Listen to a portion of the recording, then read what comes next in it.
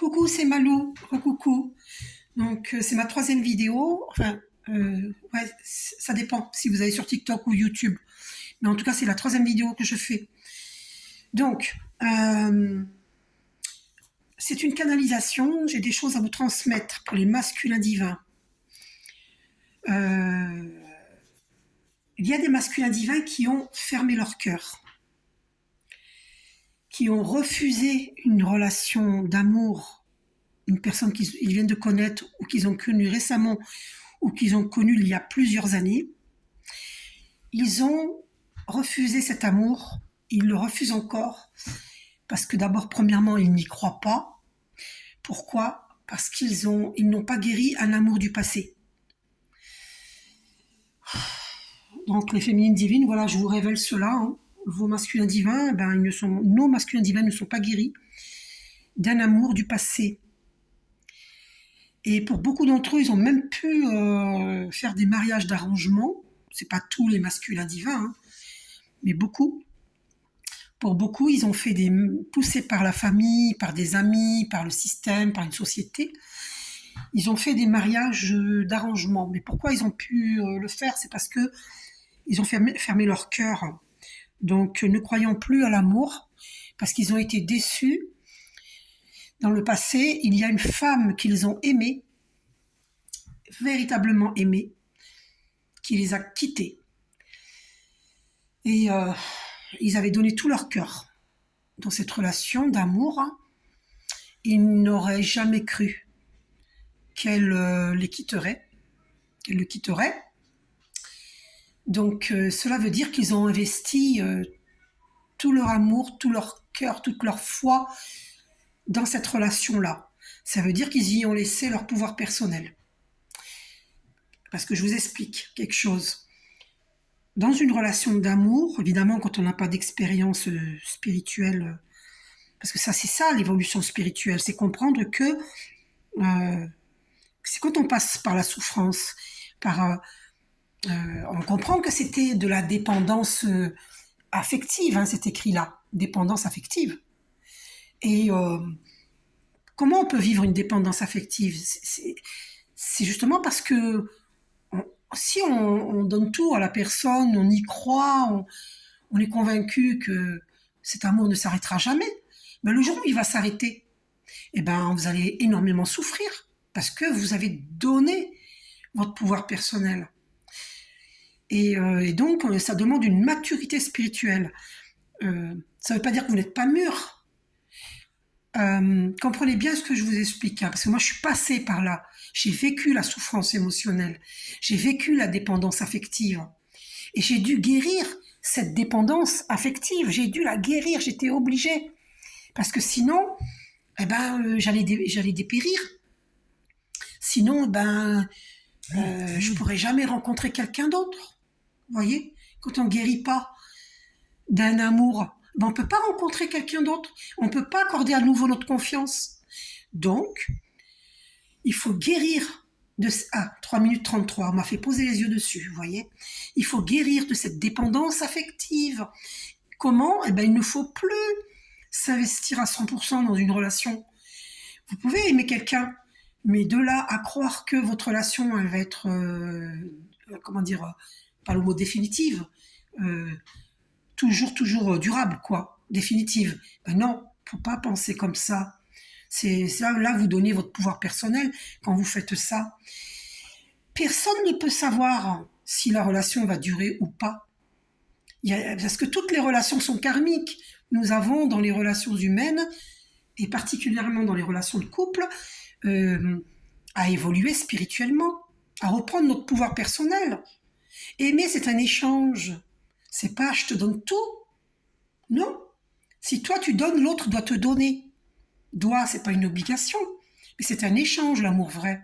C'est pas donner et tu reçois rien. C'est pas ça l'amour. Et d'ailleurs, faut te poser des questions quand tu vis ça. Tu donnes et tu reçois jamais. Pose-toi des questions. Là, c'est pas un amour véritable. Parce que dans un amour véritable, il y a le respect, il y a la douceur, on n'hausse pas le ton sur l'autre,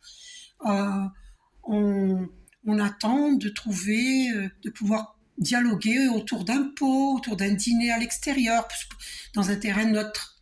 On sort de chez soi et on va discuter dans un restaurant où il y a des lumières tamisées, où l'ambiance est chaleureuse. L'ambiance, le restaurant, il y a des tons chauds, on se sent bien, on n'a pas froid, on n'a pas trop chaud, on se sent bien. C'est un bon restaurant où on se sent super bien. Et là, on peut parler avec amour. Chez soi aussi, on peut parler avec amour. Mais le problème, c'est que des fois, il faut savoir sortir de chez soi pour et puis autour et puis dans un restaurant où il y a des petites bougies,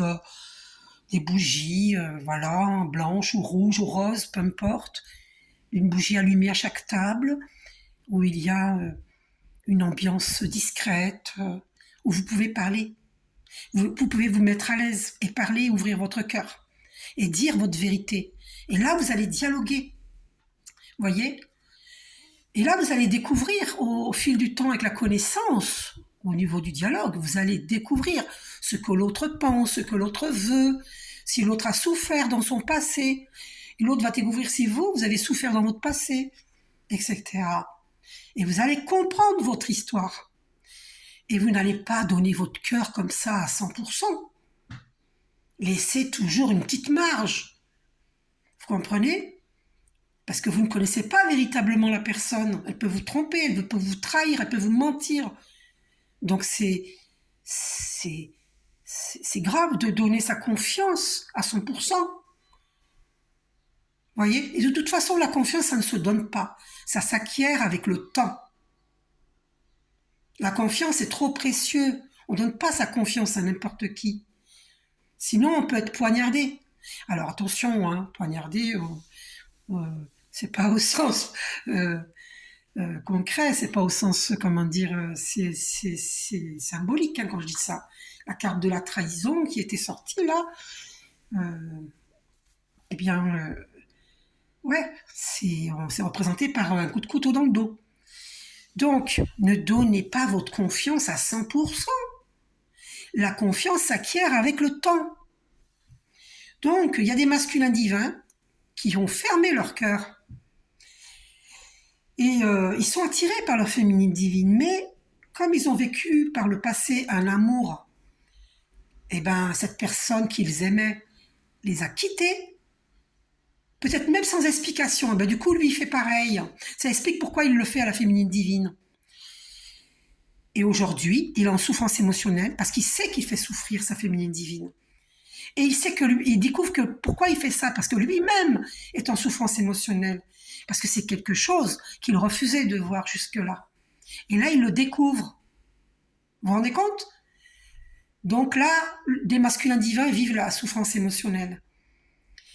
Parce que maintenant, ils comprennent qu'ils étaient dans la dépendance affective et qu'ils ont aussi été dans des amours sacrificiels. Ils se sont sacrifiés en y croyant de trop. Et donc, ils sont bloqués dans le passé. C'est pour ça que la carte du passé est sortie dans ma vidéo précédente. Comment peuvent-ils ouvrir leur cœur maintenant puisqu'ils ont peur d'être à nouveau trahis ? Je vais boire un petit peu de café à la vôtre. Oh, c'est une tasse de Noël, mais on n'est pas à Noël.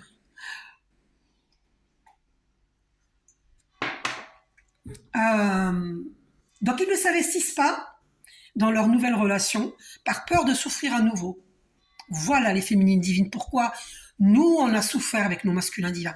Parce qu'ils ont le cœur fermé, ils ont peur de l'ouvrir, ils ont peur de nous faire confiance, ils ont peur d'être quittés, d'être abandonnés, ils ont la blessure d'injustice, ils ont la blessure existentielle d'injustice et de trahison, d'abandon. Et ça remonte aussi à leur enfance, cette histoire d'abandon. Est-ce qu'il y a un de leurs parents qui les a abandonnés ? Est-ce que ses parents ont divorcé ? Ils ressentent un abandon. Donc ça remonte à l'enfance et ça remonte aux vies antérieures. Donc n'hésitez pas à me demander un soin énergétique pour guérir le transgénérationnel, parce que là aussi c'est un karma familial.